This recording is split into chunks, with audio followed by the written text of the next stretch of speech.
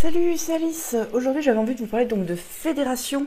Donc Fédération, ça sort pour Essen, mais sinon les KS sont en train d'arriver là en ce moment. Enfin, la plupart sont même déjà arrivés, je crois.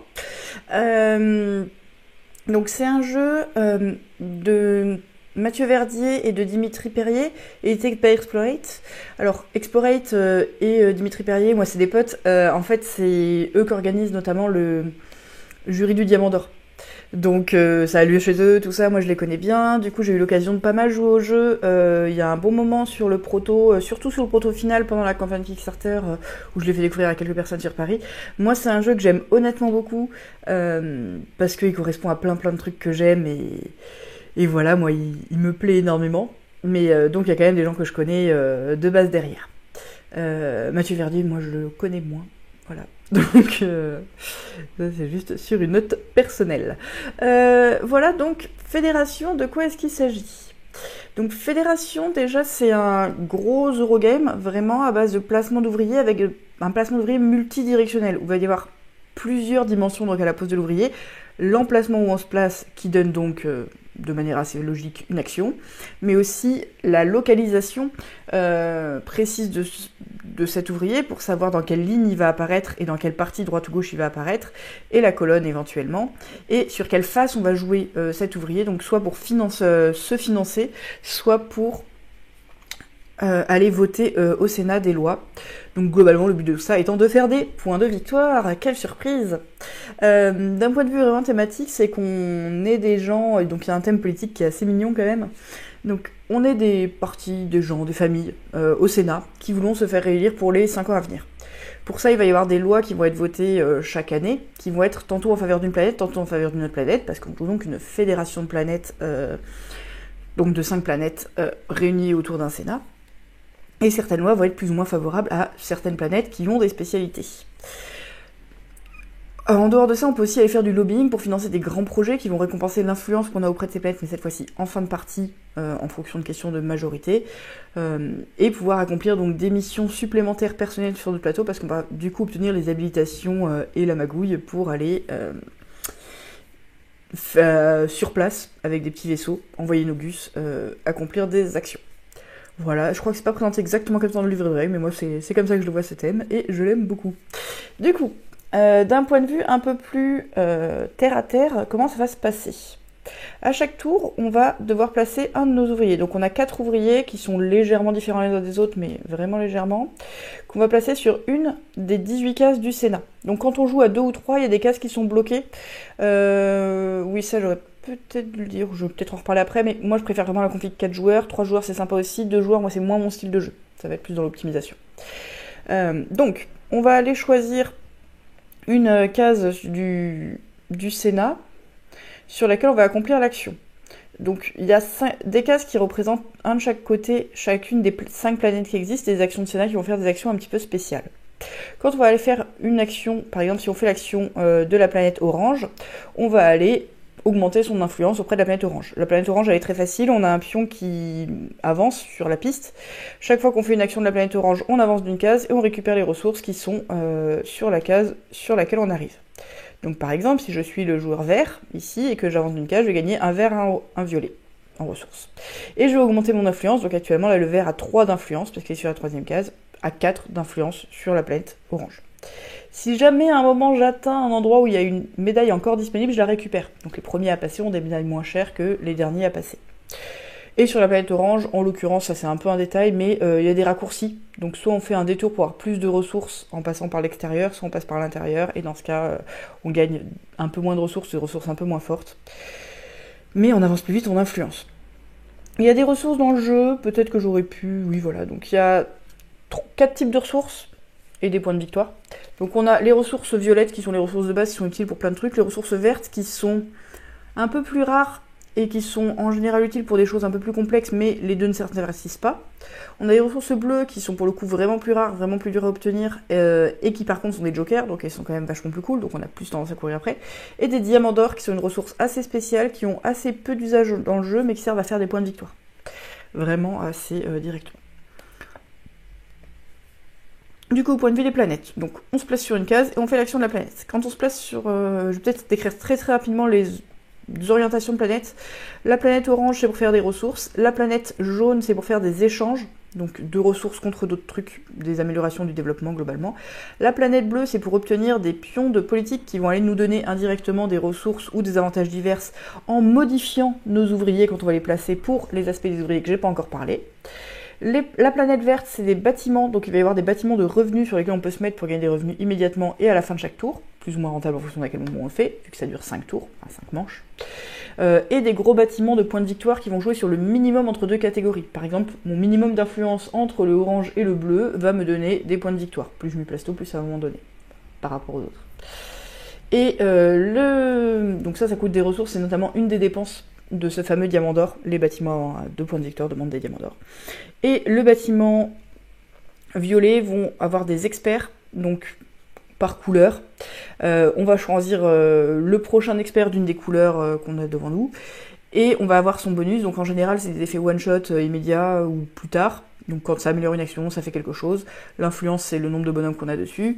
Et pour les bonhommes niveau 3, c'est des grosses sources de points de victoire. Il y en a qu'un de chaque catégorie, donc ça se vise un petit peu à l'avance. Donc on a ces 5 orientations-là, un petit peu dans le jeu. Il y a des mini-règles sur faut dépenser des ressources, faut avancer. C'est pas très compliqué à chaque fois. Hop. Et devant nous, je vais quand même en parler tout de suite, on a un plateau personnel. Je crois qu'en fait j'ai des photos où on voit mieux le plateau personnel, ce sera quand même... Donc, on va avoir ici différentes missions à accomplir chez nous qui vont reprendre un petit peu les actions centrales, notamment avec chacune des 5 planètes et des actions un peu de joker. On va avoir des médailles, donc ça c'est ce que je vous ai dit, quand on a beaucoup d'influence sur une planète, on va pouvoir récupérer la médaille correspondante. Quand on les a toutes, on a 30 points en fin de partie. Ça c'est les points de fin de partie.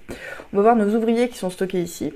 Et ici on va voir notre accréditation. Actuellement là, Violet est à 2 d'accréditation. Ça va avoir plusieurs influences. Alors déjà, à notre tour, est-ce qu'elle est de jeu à côté? Non, elle n'est pas dans le bon sens. Hop.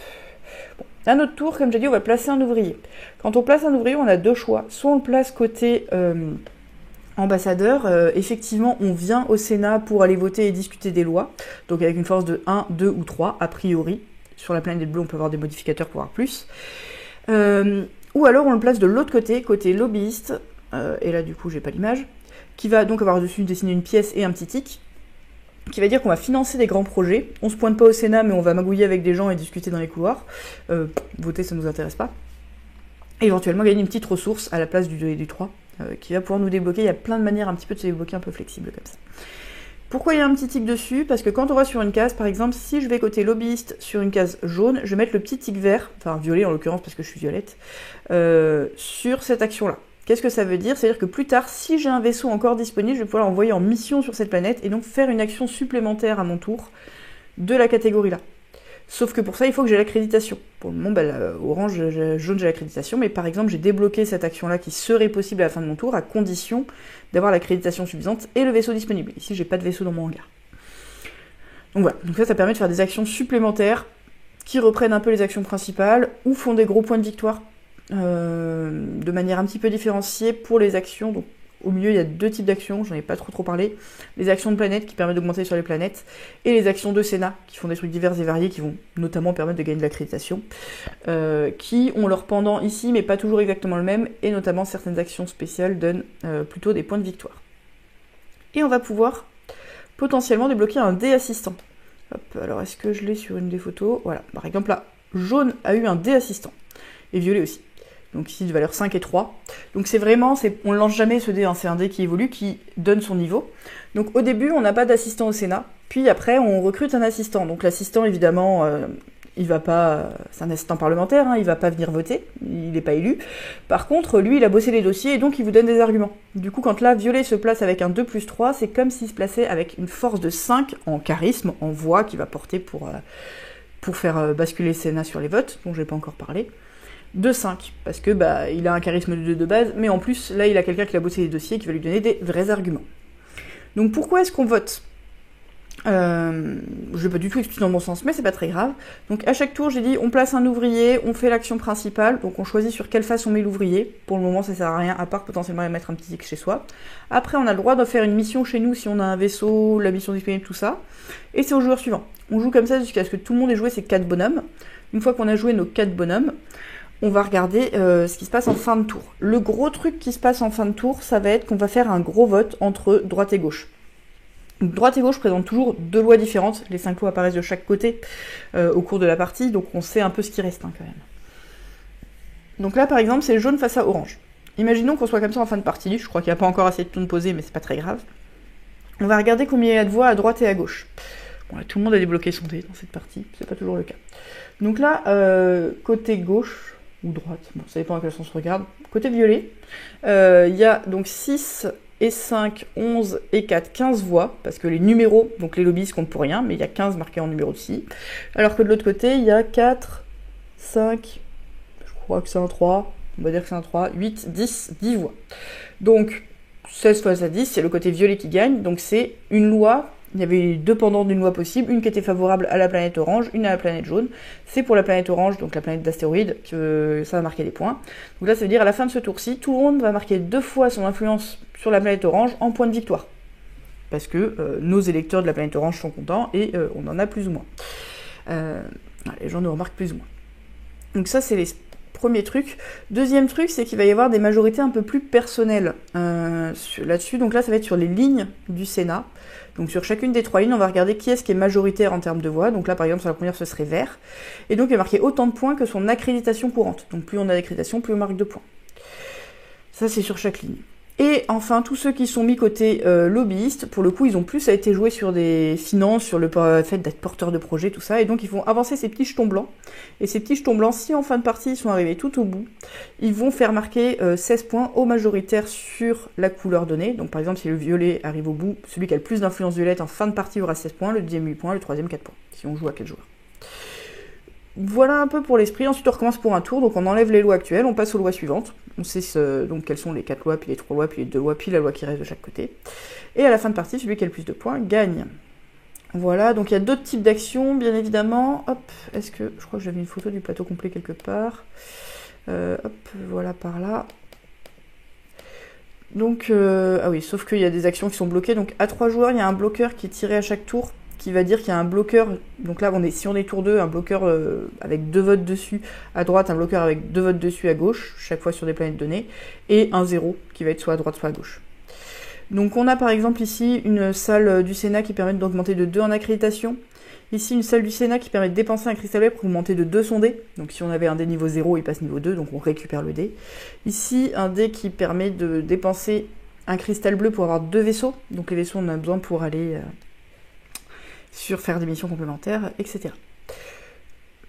Tout se lie vachement bien. Globalement, les 5 types de planètes ont des synergies qui sont assez variables. Il n'y a rien de vraiment indispensable pour aller faire autre chose. Du coup, moi, c'est un jeu que je trouve ça assez agréable parce qu'on a vraiment des choix d'orientation qui peuvent être assez variés en fonction de nos intérêts un peu partout. Et surtout, ce système de vote avec des intérêts croisés et le dé et le monde bleu. Donc sur le monde bleu, j'en ai pas trop parlé, mais quand on prend de l'influence en bleu, ce qui va se passer, c'est qu'on va récupérer un de ces jetons qui va venir remplacer la valeur d'un jeton. Donc par exemple, ici, le jeune aurait pu se placer en mettant un de ces jetons comme ça qu'il aurait récupéré devant lui, soit pour avoir plein de voix, soit pour avoir un meilleur financier avec plus de ressources, ou plein de choses comme ça. Donc globalement, tout le monde va pas avoir les mêmes billes pour faire basculer les votes à droite ou à gauche, et prendre des majorités dans les lignes. Et ça fait que des fois on a des luttes avec certains joueurs qu'on a plus ou moins de chances de gagner. Si on a les mêmes intérêts à un tour que le joueur qui a débloqué son gros dé et qui a un peu des modificateurs, on est plutôt bien parce que ça va nous arranger que le vote qui veuille pousser gagne. On peut essayer d'avoir des jeux un peu dans tous les paniers pour gagner tout le temps des points. Il y a vraiment une question d'intérêt croisé. On peut se liguer à plusieurs contre un sur un vote précis. C'est pas des jeux d'alliance vraiment à long terme. Une fois, j'ai vu une partie où les gens négocient un peu plus avec des promesses sur si tu te sacrifiais pour aller voter assez fort là, le prochain tour je te le renverrai, un truc dans le genre. Donc c'est possible, moi c'est pas trop mon style de jeu, c'est pas trop ce que j'affectionne. Mais par contre, il y a vraiment ce que j'affectionne, qui est que sur le placement, on a des intérêts croisés. Et comme ça reste du placement d'ouvriers avec certaines actions qui sont disponibles à certains endroits, on a plusieurs types d'intérêts là où on va placer notre pion, notamment sur quelle ligne on est présent, sur quelle partie on est présent, et ça en fonction des actions qui restent à droite et à gauche. Donc des fois, on peut aller bloquer une case, un petit peu parce que l'action nous intéresse, mais qu'entre les 2 cases d'action là, celle-ci côté placement est mieux, ou alors on fait une action et une qui nous plaît, mais pas forcément qu'elle nous plaît plus parce qu'elle nous permet de voter là où on voudrait, ou alors On se met là où on veut pas voter, mais côté financier, pour bloquer la case que quelqu'un qui serait intéressé par aller mettre des votes forts de ce côté-là n'ait plus cette case-là disponible, donc en fonction d'où est-ce qu'on est dans le tour, bien évidemment, on va avoir plus ou moins d'intérêt à le faire. Donc tout ça, je trouve ça vraiment très très malin. Et ça marche vraiment bien. Le fond du jeu, les choses sont très liées, mais chaque élément n'est pas très très complexe. Les règles sont un peu longues à expliquer en détail quand on explique vraiment tout, tous les experts, tous les différents revenus possibles, tout ça, mais en soi, c'est pas très très long. Il y a des gros bonus aussi quand on arrive en haut de la piste d'accréditation qui peuvent vraiment changer des choses. Donc plus on le connaît, plus on peut vraiment jouer assez finement là-dessus. Voilà, donc moi c'est un jeu que j'affectionne vraiment beaucoup beaucoup. Et comme je disais au début, je le préfère vraiment à 4, parce qu'à 4, du coup, ce côté intérêt croisé, où des fois on a des intérêts en commun avec l'un, des fois on a des intérêts en commun avec l'autre, des fois on est plusieurs à avoir un peu les mêmes intérêts, des fois on est tout seul à avoir des intérêts vraiment différents des autres, je trouve qu'il marche vraiment très bien. Surtout que le côté assez cool, comme tout le monde n'a pas les mêmes votes, et que c'est pas purement un truc binaire, il y a des votes qui vont être très bien pour nous, des votes qui vont être un peu mieux pour nous que pour les autres, des votes qui vont être vraiment moins bien pour nous, des votes où on s'en fiche un peu. Ça fait que c'est pas purement binaire sur le vote, on a gagné, on a perdu. Des fois ça l'est, des fois ça l'est pas. Mais il y a, même si quand il y a l'effet 2 contre 2, c'est pas d'un 2 contre 2 symétrique, puisque tout le monde n'a pas forcément les mêmes puissances de vote sur chaque tour. Donc ça, faut un peu être vigilant de qui risque d'aller dans quel sens, qu'est-ce qui peut se passer, est-ce que c'est dans notre intérêt d'investir là-dessus ou pas à tel ou tel moment. Il y a des vraies orientations stratégiques sur les axes qui peuvent bien marcher, et notamment deux grosses sources de bâtiments qui sont les bâtiments verts, les gros bâtiments verts, donc de minimum d'influence entre deux planètes, en gros, et les experts qui vont scorer sur une certaine catégorie, le nombre de choses qu'on a faites donc immédiatement. Les deux sont des scorings immédiats qui donnent quand même des axes assez précis, et où là on peut les voir un peu long terme. Il peut potentiellement y avoir une course dessus, mais en général, plutôt on va s'assurer de le faire là où on va moins risquer de le perdre. C'est une orientation plutôt fin de partie, mais pas seulement. Pareil sur aller débloquer les grands projets ou pas, ça dépend un peu de comment les gens jouent, parce que c'est peut jouer au début beaucoup financier pour aller se débloquer des choses chez soi, et du coup ça fait que les gros projets vont pas mal avancer en début de partie. Et il y a vraiment une variabilité là-dessus. Moi j'en ai fait une petite douzaine de parties, je pense, et j'ai vu des choses assez variées. Ça change aussi le fait de jouer avec des gens qui découvrent un peu par rapport à d'autres gens. On voit régulièrement des gens un peu tenter des choses différentes. Voilà, donc à 4, ce système d'intérêt écrasé marche très bien. À 3, le système de placement d'ouvriers marche toujours très bien parce que les bloqueurs sont bien. Moi, je trouve quand même qu'en puissance de ce qui peut se passer côté variabilité, donc des dynamiques de pouvoir sur les votes, c'est moins joli, c'est moins... Moi, j'aime vraiment beaucoup, beaucoup cet aspect-là. Donc, je trouve que les situations sont... Il se passe quand même des choses. Hein. On ne peut pas dire qu'il se passe rien. Ça, c'est faux. Mais il se passe des choses moins croisées et moins changeantes qu'à 4 joueurs. À 2 joueurs, j'en ai fait qu'une partie. Moi, j'ai nettement moins aimé. Je trouve ça assez froid à 2 joueurs. Alors, c'est un jeu qu'on peut trouver froid même à plus. Hein. C'est pas un jeu d'ambiance, globalement. C'est vraiment de l'Eurogame posé. Avec un côté mécanique, il y a ce choix multidimensionnel qui forcément crée un côté un peu casse-tête à son tour. En même temps, les tours sont assez courts. C'est aussi un truc que j'aime bien, ce qui est que le jeu, il a toujours duré moins de 2 heures. Peut-être que j'ai fait une partie de plus de 2 heures. Et même on a fait des parties en 1h30 avec un joueur qui découvrait, voire moins, un petit peu moins d'1h30. Il est un peu chiant à mettre en place. À ranger, ça va. Les boîtes sont vraiment bien faites dans l'édition finale, tout ça, mais bon, c'est pas immédiat. Et pour un jeu qui a une vraie richesse, où il se passe vraiment des choses, il est assez court. Dans la version de joueur, c'est plus froid, ça va être plus de l'optimisation sur dans quels axes on a envie de pousser à fond ou pas, en fonction de quand est-ce que ça va se passer. Est-ce qu'on a envie de pousser sur les votes? En général oui, parce que si on se bat pas contre l'autre, ça va moins bien se passer. J'en ai fait qu'une partie, hein, donc j'ai pas une opinion très très fine sur ce qui se passe. Je pense que le jeu est équilibré, je pense que le jeu tourne bien. Je pense que ce qu'il a de particulier et de vraiment très bon, qui allie vraiment une manière de surveiller les autres différente purement du blocage ou de l'interaction indirecte par les intérêts croisés. ce sera beaucoup plus le cas à 3 ou 4. À 2, pour moi, il va être un peu plus classique quand même, quoi qu'on en dise, sur de la pose d'ouvrier avec des choses à pas lâcher. Voilà, en gros, donc ouais, durée assez courte, une vraie richesse avec tout qui est imbriqué dans tout, mais en même temps de la flexibilité parce qu'il y a beaucoup de petits moyens d'avoir une petite ressource, un petit truc, des axes à choisir, pas obligé de jouer toujours de la même manière. Il y a une grosse variabilité aussi en fonction, bon, les experts, il y en a un petit peu plus que nécessaire, surtout avec le KS, et ils sortent pas toujours dans le même ordre, donc niveau 1 et 2 ça change des choses. Par contre sur les bâtiments verts, on peut vraiment modifier les appariements de scoring pour que ce soit pas toujours les mêmes minimum 6 scores, et les bâtiments de production pour qu'il y ait différents types de production, et c'est assez bien fait. Donc il y a 4 bâtiments qui sont recto verso, ce qui veut dire qu'on a toujours des choses dans des catégories pas absurdes. On a toujours un bâtiment pas cher et toujours un bâtiment cher, par exemple. Voilà en gros. Donc moi ça me plaît vraiment beaucoup dans son style. Donc Mathieu Verdier, donc, qui est celui qui a eu l'idée initiale du jeu, dit que ça vient notamment de Bruxelles, moi dans ce qu'il a cité que je connais un peu, donc oui on retrouve ça. Moi je le trouve plus punchy que Bruxelles. Il est quand même moins froid, je trouve. Et bon après il arrive 10 ans plus tard, hein, voire plus. J'ai d'ailleurs toujours pas joué la petite version du petit Bruxelles, faudrait un jour. Et je trouve qu'il y a vraiment une vraie proposition derrière sur l'emploi multiple de ces ouvriers, que je trouve vraiment très tripante, et on ne peut pas ne pas regarder ce que font les autres. Donc ça c'est vraiment très cool pour une pose d'ouvrier. Voilà. Donc moi j'aime beaucoup. Voilà. Et puis, du coup, le jeu sera ASN. Moi, je serai probablement à un moment ou à un autre sur le stand ASN pour un peu l'expliquer. Pas tout du long, parce que je vais quand même un peu faire le salon, mais je vais y passer. Et voilà. C'était Fédération. Gros bisous.